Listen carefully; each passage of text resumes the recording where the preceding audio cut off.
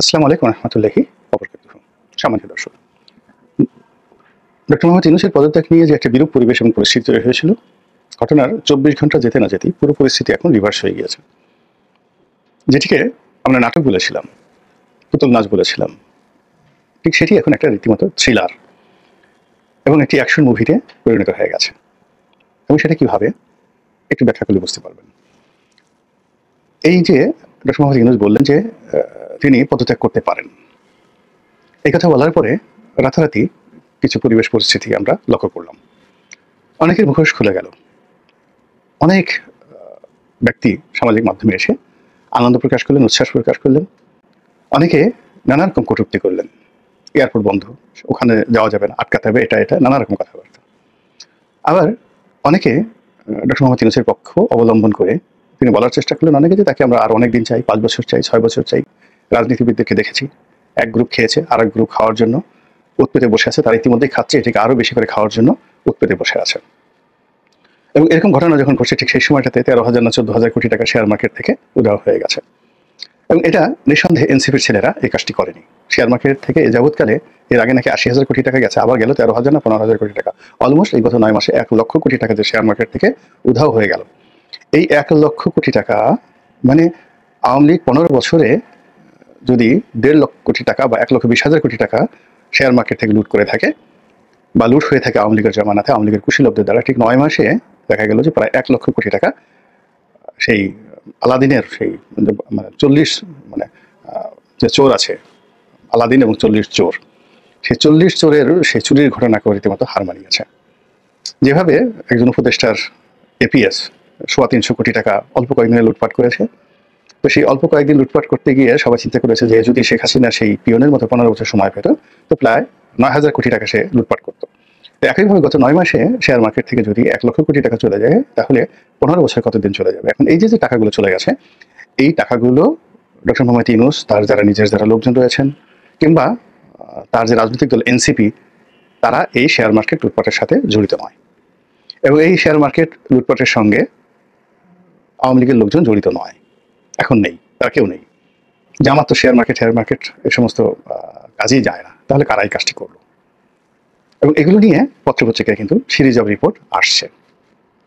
এই গেল এক। ২ নম্বর হলো যে সেনাপ্রধান জনাব ওয়াকারুজ্জামান, তাকে নিয়ে যারা খুব বড় স্বপ্ন দেখেছিলেন, আওয়ামী লীগের লোক, জামাতের লোক নয়, বিএনপির লোক, অনেকে কিন্তু তাকে নিয়ে খুব বড় স্বপ্ন দেখেছিলেন, তাদের স্বপ্ন রীতিমতো ভেঙে চুরে চুরমার হয়ে গেছে। এর কারণ হলো এই ঘটনার পর জনাব ওয়াকারুজ্জামানের পক্ষ থেকে যে কথা এসেছে সেটা হলো যে তিনি প্রথম দিন থেকেই সরকারকে সহযোগিতা করে আসছেন এবং সরকারের প্রতি তার এই সহযোগিতা অব্যাহত থাকবে। একেবারে স্পষ্ট ভাষায় তিনি সংক্ষেপে এই কথা বলে দিয়েছেন এবং তিনি কার্যত সরকারের প্রতি যাকে বলা হয় আনুগত্য দেখিয়েছেন। এবং এই আনুগত্য জানাতেন আনুগত্য নয়, কারণ হলো তিনি এই যে দরবার আয়োজন করেছেন, এই দরবার আয়োজন করা, তার বক্তব্য দেওয়া ইত্যাদি নিয়ে সরকারের যারা সমর্থক, তারা জনাব ওয়াকারুজ্জামানের সমালোচনা করে তার ১৪ গোষ্ঠী উদ্ধার করেছেন। তিনি রাষ্ট্রদ্রোহ করেছেন, তিনি সরকারের বিরুদ্ধে করেছেন, তিনি সীমা অতিক্রম করেছেন, তিনি এই কাজ করতে পারেন না। তিনি গত ১৫ বছর কোথায় ছিলেন? তিনি তো কখনো ভারতীয় আধিপত্যবাদের বিরুদ্ধে কথা বলেননি। তিনি ভারতকে যে করিডোর দেওয়া হয়েছে, তিনি বা তার যারা সহকর্মী রয়েছেন ব্রিগেডিয়াররা, তখন তারা কোথায় ছিলেন, কেন বলেননি?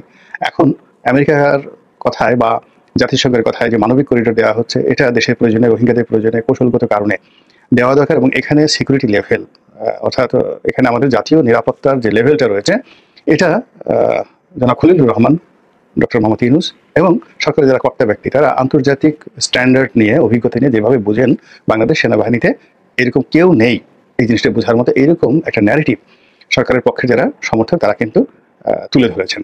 এবং জানাতেন লোক নয়, বাংলাদেশের যে সকল খুব নাম করা অধ্যাপক রয়েছেন, সিকিউরিটি বিশেষজ্ঞ রয়েছেন, তারা বক্তব্য দিয়ে বলেছেন যে এখন সেনাপ্রধান থেকে শুরু করে অন্যান্য যারা রয়েছেন, তারা সিকিউরিটি পয়েন্ট অফ ভিউতে জনাব খলিলুর রহমানের যে এক্সপার্টিস হয়েছে, সেক্ষেত্রে তার সমকক্ষ তো দূরের কথা, তার ছাত্র হওয়ার মতো যোগ্যতা তাদের নেই।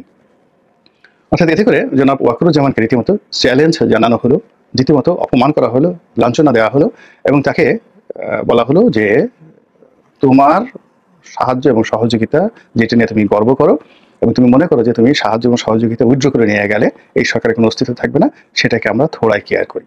এইভাবে দেশের ভিতরে এবং দেশের বাইরে একটা যাকে বলে বাক যুদ্ধ ক্যান্টনমেন্টের বিরুদ্ধে, ওয়াকারুজ্জামান সাহেবের বিরুদ্ধে গড়ে তোলা হলেও এবং তার প্রেক্ষিতে জনাব ওয়াকার এবং তার যারা লোকজন রয়েছেন কোনো প্রতিক্রিয়া না দেখিয়ে সিম্পলি বললেন যে তারা সরকারকে সমর্থন করেন, অতীতে যেভাবে করেছেন এখনো করেন এবং আগামীতে করবেন। গেল এই পার্ট।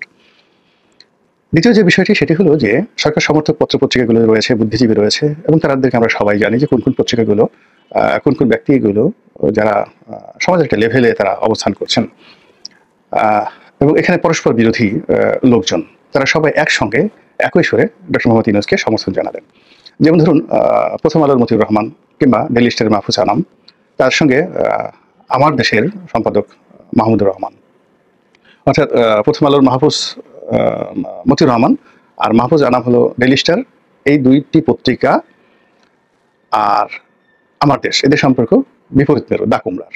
আর ব্যক্তি হিসেবে মাহফুজ আনাম মতিউর রহমানের সঙ্গে মাহমুদুর রহমানের সম্পর্ক অহিনুকুল।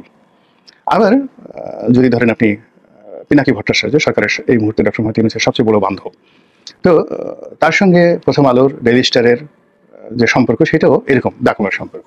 কিন্তু এইবার এই যে ডক্টর মোহাম্মদ ইউনূস যখন বললেন যে আমি পদত্যাগ করতে পারি, এই কথা যখন ছড়িয়ে পড়লো তখন বিশাল এক আবেদন যাকে বলা হয় জানালেন মাহফুজ আনাম সাহেব যে ইউনূস ভাই আপনি যাবেন না, আপনি যেতে পারেন না। আর অন্যান্য যারা আছেন, পিনাকি সাহেব থেকে শুরু করে অন্য যারা আছেন, তারা তো তাদের স্বভাব সুলভ ভঙ্গি অনুযায়ী ওয়াকারুজ্জামান থেকে শুরু করে ভারত, দিল্লি এবং আওয়ামী লীগ, বিএনপি, সালাউদ্দিন সাহেব, মির্জা ফখরুল সাহেব থেকে শুরু করে এমনকি তারেক রহমান সাহেবের 14 গোষ্ঠী উদ্ধার করে এই কয়দিনে একেবারে সর্বনাশ করে দিয়েছেন। এরপরে যেটি হলো যে মাহমুদুর রহমান সাহেব, অর্থাৎ দিল্লি এবং স্টার বলতে যেটাকে বোঝা হয় ডেইলি স্টার, তারাও এখন ডক্টর মোহাম্মদ ইউনূসের পক্ষে দাঁড়িয়েছেন। আর অন্যদিকে মাহমুদুর রহমানের আমার দেশ, তিনি স্পষ্টতভাবেই কতগুলো কথা বলেছেন।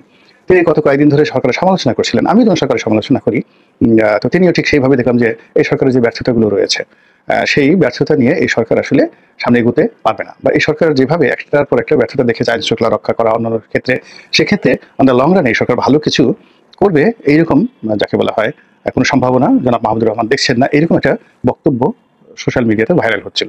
এর ফলে অনেকেই কিন্তু ধরে নিয়েছিল যে মাহমুদুর রহমান সাহেব হয়তো সরকারের সমালোচক হয়ে উঠেছেন। কিন্তু এই ঘটনার পর অর্থাৎ যখন তিনি ঘোষণা দিলেন যে তিনি পদত্যাগ করতে পারেন বা করবেন, তখন মাহমুদুর রহমান সাহেব সরাসরি ডক্টর ইউনূসের পক্ষ অবলম্বন না করেও তিনি জেনারেল ওয়াকারুজ্জামানকে যে চ্যালেঞ্জ ছুড়ে দিলেন, তিনি এবং অধ্যাপক শহীদুজ্জামান, ঢাকা বিশ্ববিদ্যালয়ের নামকরা অধ্যাপক এবং যাকে বলা হয় মিলিটারি এক্সপার্ট, এবং তিনি শহীদ প্রেসিডেন্ট জিয়াউর রহমানের সামরিক উপদেষ্টাও ছিলেন, সিকিউরিটি এক্সপার্ট হিসেবে তিনি দায়িত্ব পালন করেছেন।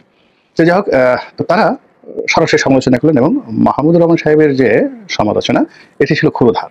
তিনি সরাসরি বললেন যে আপনারা এখন ডক্টর মোহাম্মদ ইউনূসকে সমালোচনা করেছেন, করিডোর দেবেন না, বন্দর দেবেন না, ইত্যাদি ইত্যাদি অনেক কিছু, কিন্তু এই বন্দর তো ভারতকে দিয়ে দেওয়া হয়েছিল, ভারত এটা অনায়াসে তারা ব্যবহার করতো বন্দর। তারপরে ভারতকে করিডোর দেওয়া হয়েছিল এবং জেনাতেনা করিডোর না, সেখানে ভারত এখান দিয়ে রেলপথ দিয়ে, তারপরে এখান দিয়ে রাস্তা দিয়ে, নৌপথ দিয়ে, তাদের সামরিক সরঞ্জামাদি, যুদ্ধ সরঞ্জামাদি তারা এই বাংলাদেশের ভূমি ব্যবহার করে তাদের অন্য জায়গাতে নিয়ে যেতে পারবে। তো তখন আপনারা কি করেছেন?